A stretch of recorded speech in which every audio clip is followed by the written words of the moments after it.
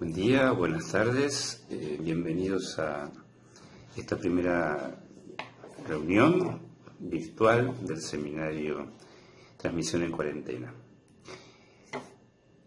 Es un seminario dictado por TIRSE Buenos Aires, Institución del Psicoanálisis, y en este caso está a mi cargo. Mi nombre, para quienes no me conocen, es Enrique Tenenbaum. Llamamos este seminario urgente porque, bueno, no es el primer seminario online, en verdad. Los seminarios del año pasado, por ejemplo, fueron también enviados a distancia para colegas e interesados que no viven en la misma ciudad que nosotros. De modo tal que no es nueva esta práctica. Lo nuevo es fundamentalmente que estoy hablando en otro lugar que en la sede de la institución, en lugares donde nos reuníamos. Estoy hablando en mi casa debido a la cuarentena, de modo tal que la función del público, por decir público, es decir, los que están asistiendo en vivo, esta función importante que es la presencia del cuerpo de los otros, no está. Y también llamamos a este seminario urgente porque dada la urgencia de sostener los tratamientos y la transmisión del psicoanálisis en esta situación de cuarentena por la ausencia, por la pandemia del virus. La urgencia hace que quizás este seminario no esté tan editado en su faz de video, ni tan cuidada la edición, en razón de la prisa por continuar trabajando. El epíteto urgente, quizás muchos de ustedes recuerden aquellas canciones llamadas canciones urgentes, que son las que se componen muy cerca de los hechos que se quieren denunciar o sostener o promover. De modo tal que la temática de este seminario, que toma como título La transmisión en cuarentena, tiene que ver justamente con que no es una cuarentena de la transmisión. Es decir, que pese a que tenemos que estar aislados para poder cuidarnos y para poder hacer que el virus no se transmita de una manera exponencial como se lo produce cuando los cuerpos están en contacto, hay tratamientos que continúan y hay transmisión del psicoanálisis que continúa. La razón de la cuarentena, como decíamos y como es claro, es para que los cuerpos estén alejados unos de los otros. ¿Para qué es esto? Es para que no haya contagio de virus. Entonces lo que enferma es el virus, pero lo que fomenta la transmisión del virus es el contacto con el prójimo. En TIRSE hemos trabajado la cuestión del prójimo durante todo un seminario de hace 2 años, donde trabajamos fundamentalmente a partir del concepto de amigo y enemigo, y el lugar del prójimo tanto en la teorización de Freud como en la de Lacan. Y recordemos que para Freud el prójimo es el principal auxiliar de nuestras vidas. Es decir, es imposible para nosotros vivir sin el apoyo y el auxilio del prójimo, pero también es nuestro mayor peligro, ¿no? En este caso, recordemos que Lacan planteaba que el prójimo es la inminencia del goce, ¿no? El peligro, la inminencia del goce. El prójimo, el cuerpo a cuerpo, a lo que nos lleva en este momento es al peligro de contagio.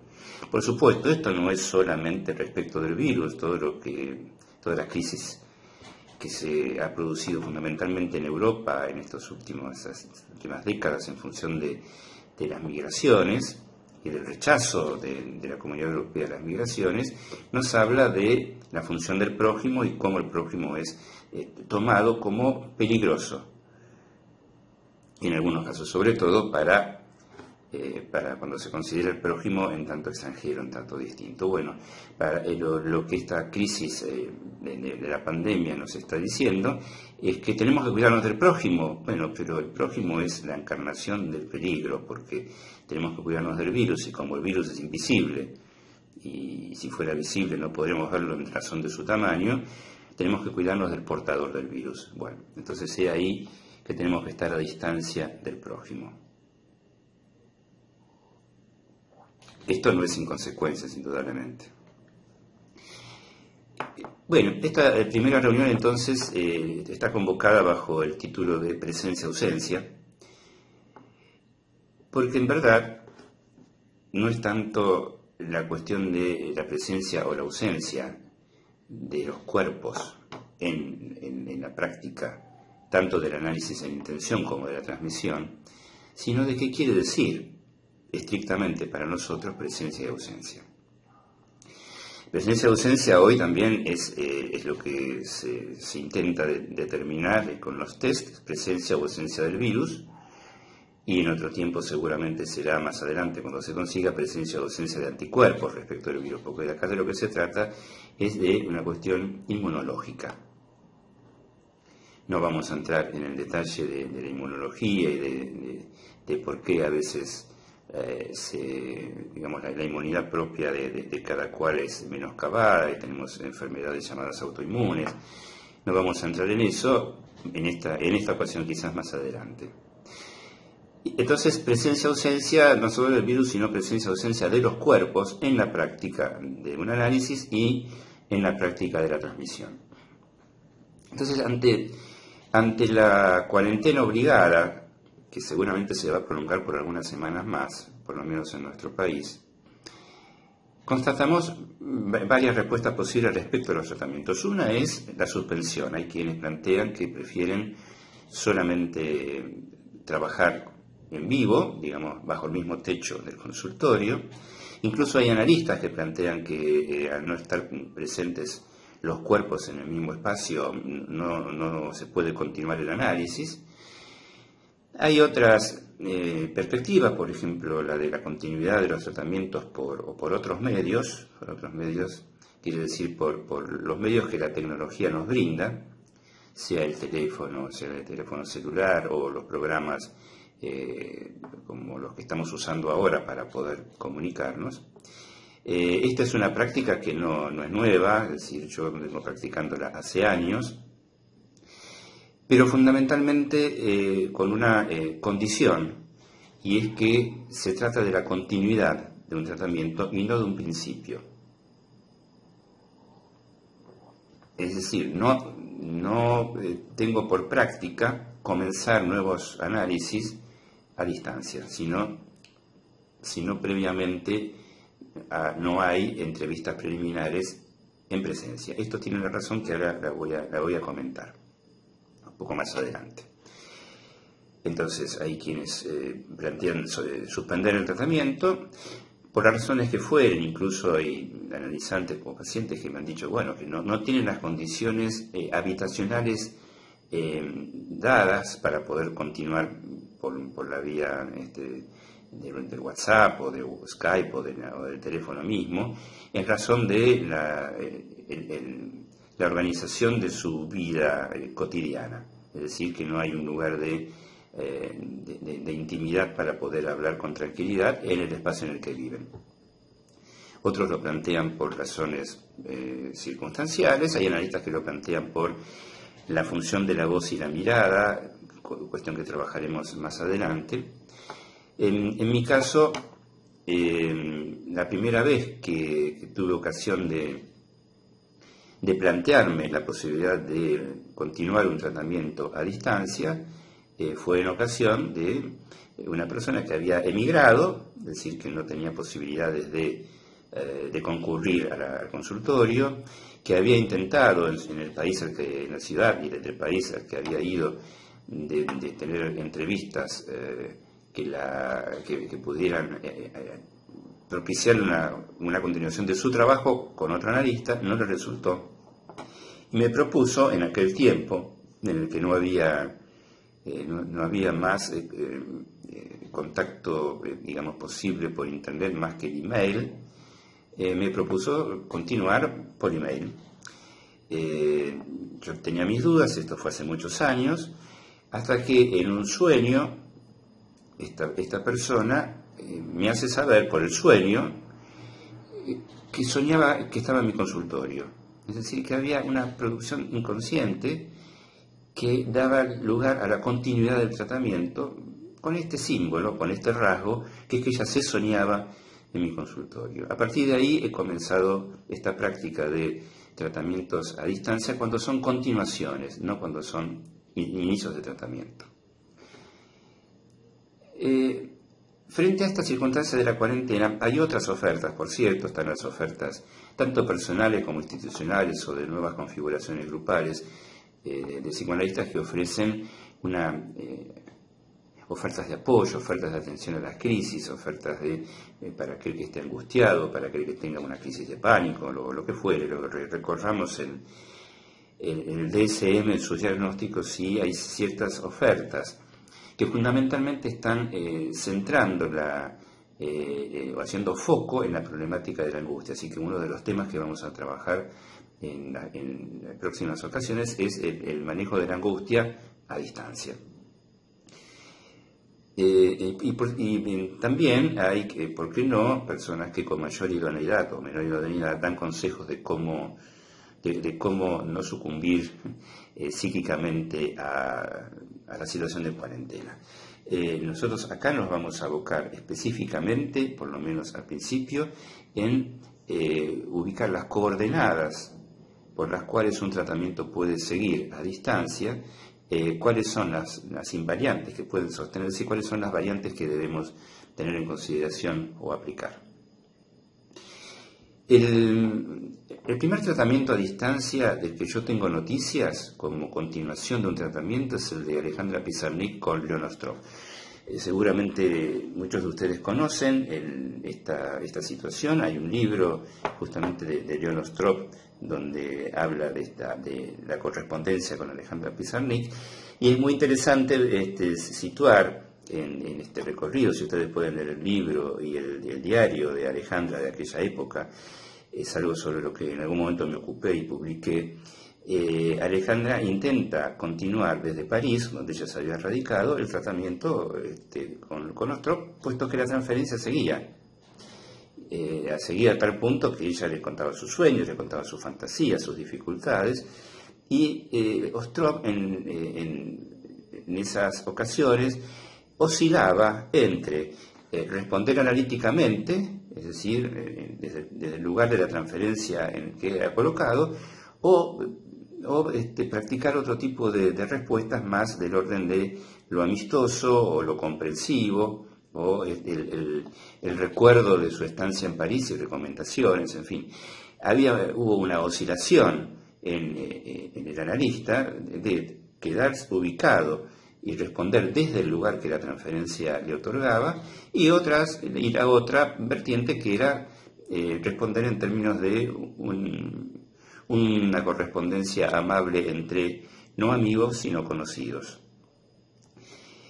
La deriva de ese tratamiento es que en cierto momento Alejandra le comenta que visita una psiquiatra y luego que empieza otro análisis y se interrumpen las comunicaciones, digamos, de la fantasmagoría, los sueños, los síntomas y los pensamientos de Alejandra, hasta que podemos constatar la caída de esa transferencia, cuando Alejandra regresa a Buenos Aires y en ocasión de una visita social a Ostroff en su casa, nota y le escribe que había dejado de tratarlo de usted y pasó a tratarlo de vos. En ese punto es donde nosotros podemos situar, hubo una caída de la transferencia. ¿En qué sentido? Que el modo en que se dirige a esa persona que había sido su analista ha variado en el trato.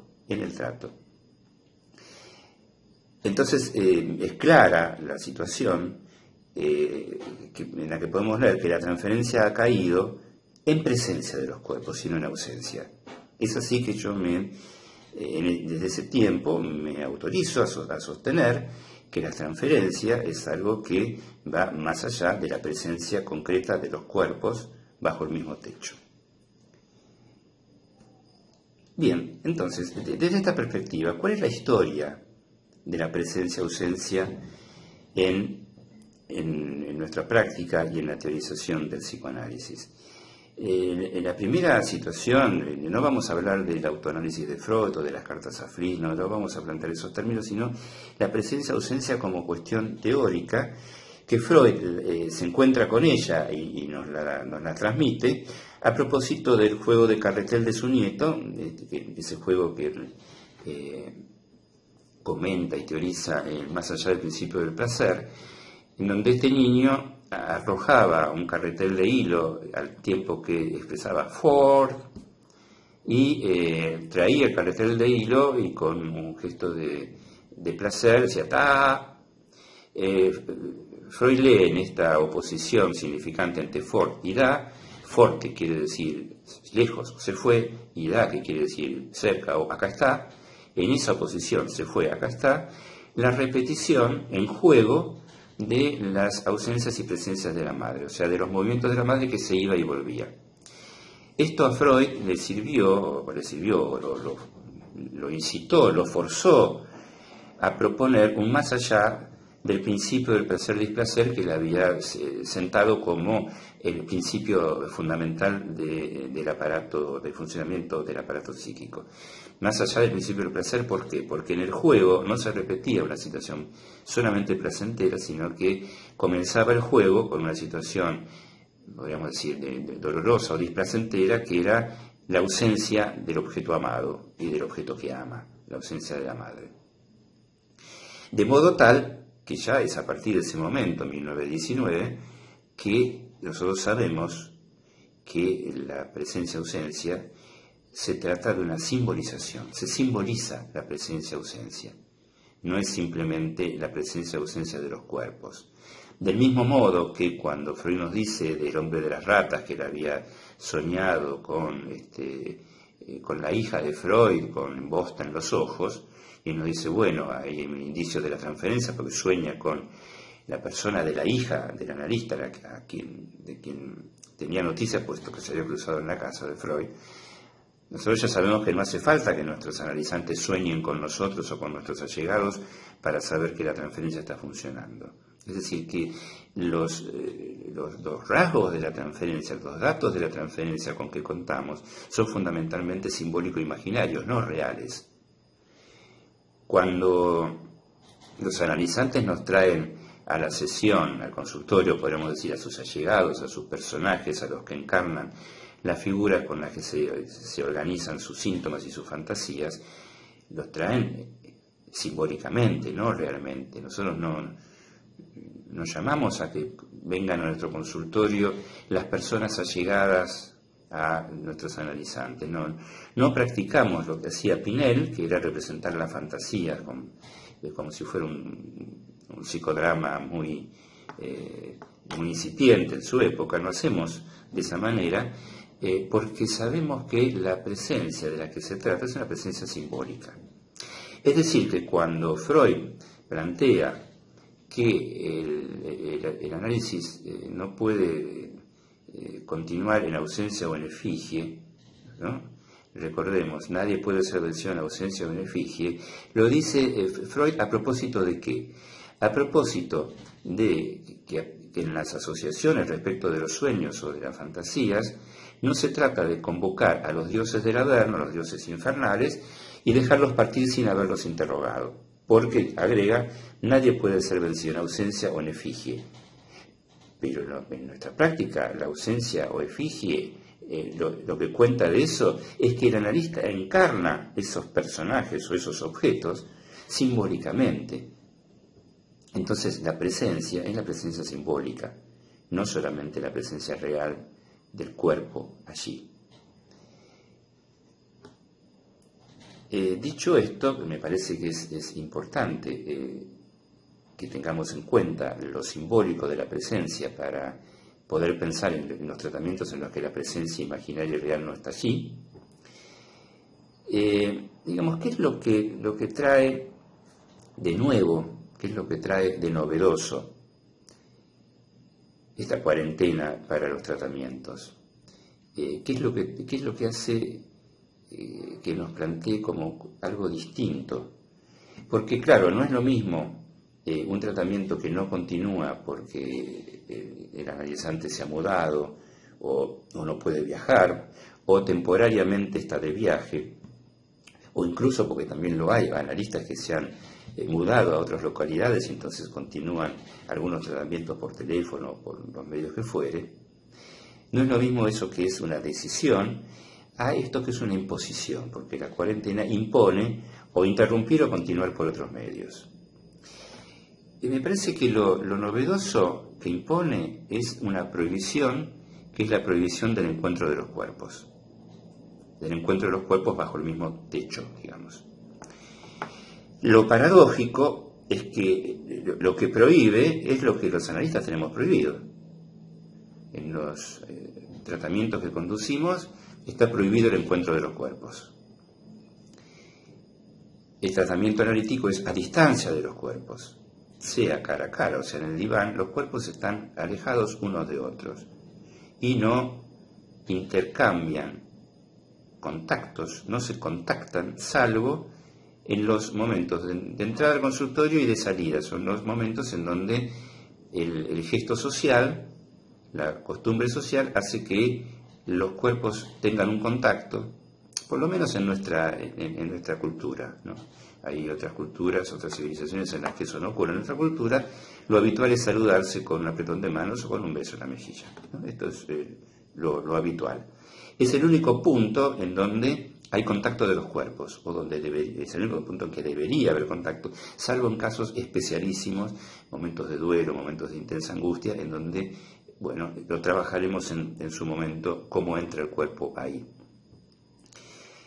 De modo tal que el encuentro de los cuerpos, que es lo que está prohibido por la cuarentena, es lo que está prohibido en la práctica misma del análisis. ¿En razón de qué?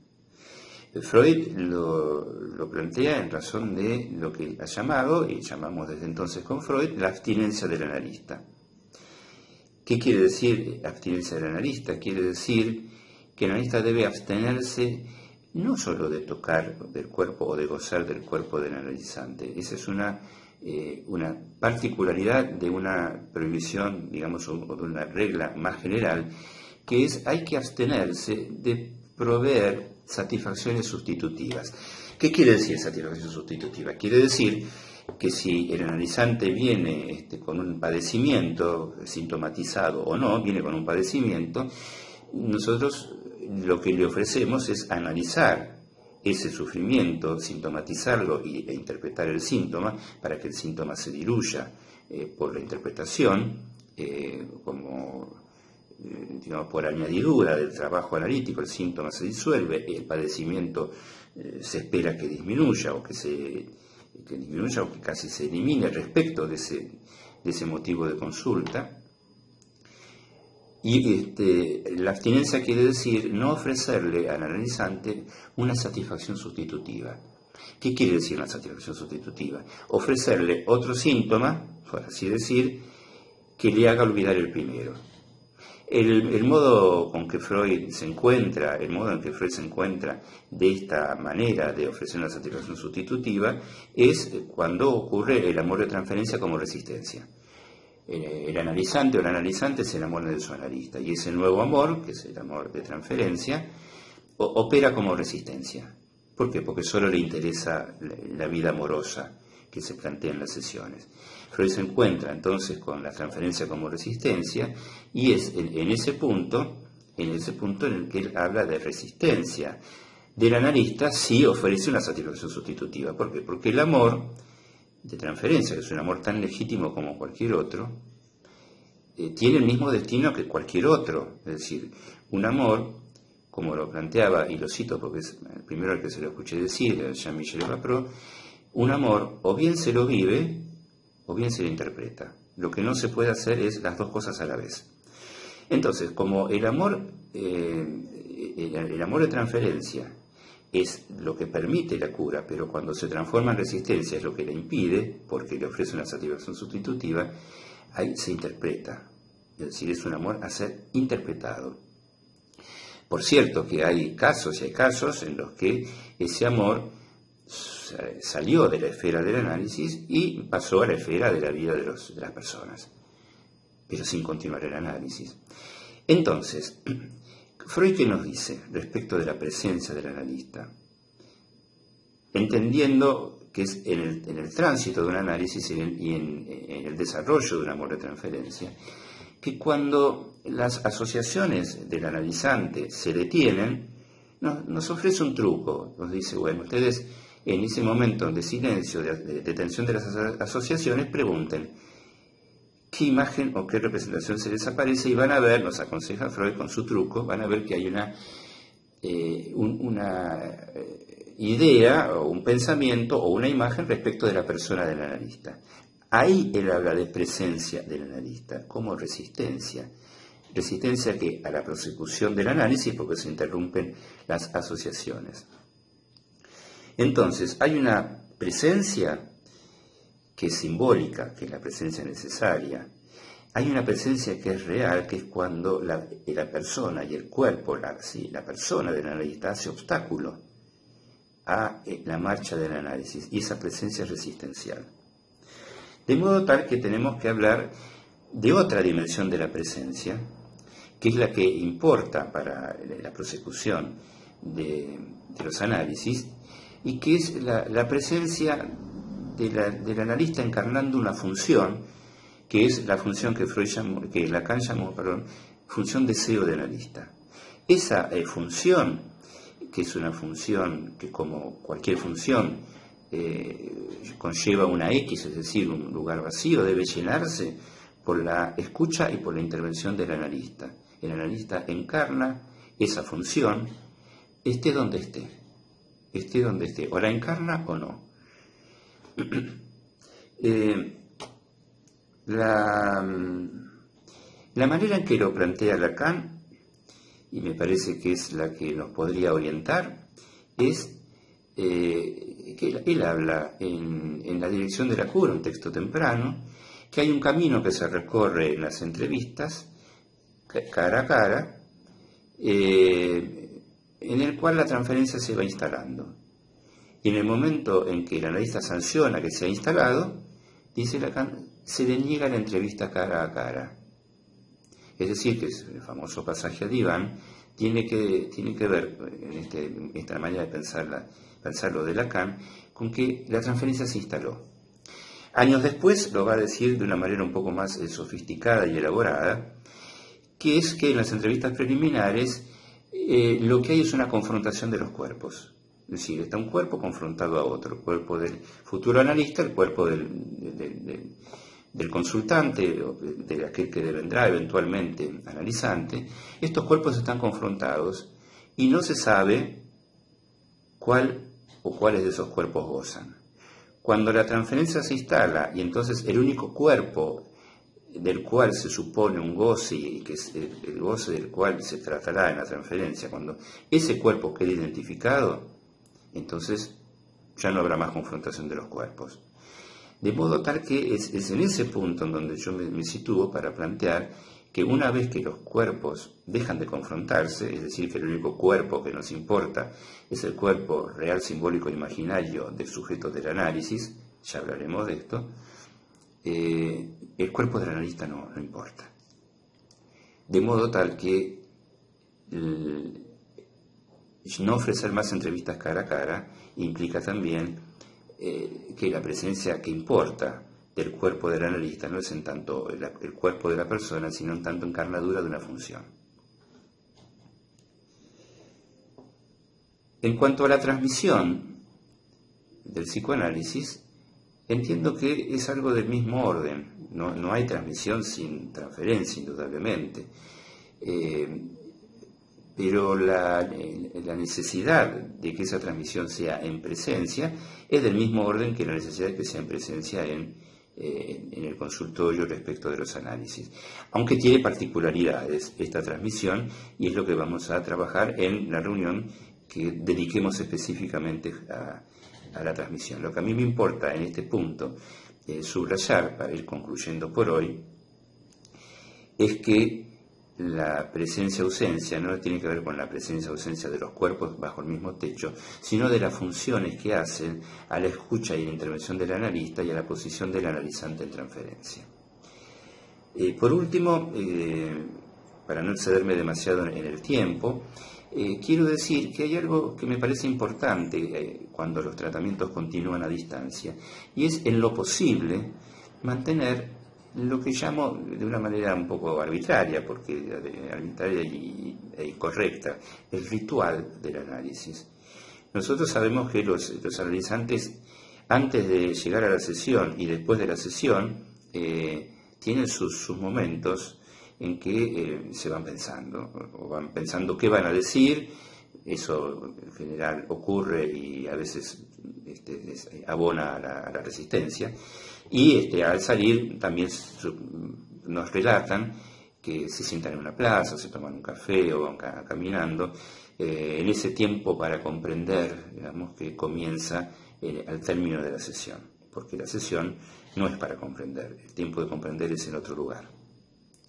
Me parece que en lo posible, ese tiempo-espacio que el analizante se da y que el analista brinda, pero que lo brinda en función de la llegada al consultorio, el desarrollo de la sesión y la salida, ese tiempo me parece importante que se sostenga, en lo posible manteniendo la regularidad, el ritmo de las sesiones en los mismos horarios, siempre que eso sea posible, porque está claro que hay quienes en su casa de cuarentena no tienen la chance de disponer en ese horario de un espacio de privacidad para poder hablar.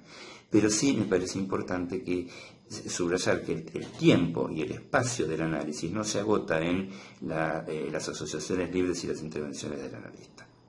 Bueno, por hoy eso es todo.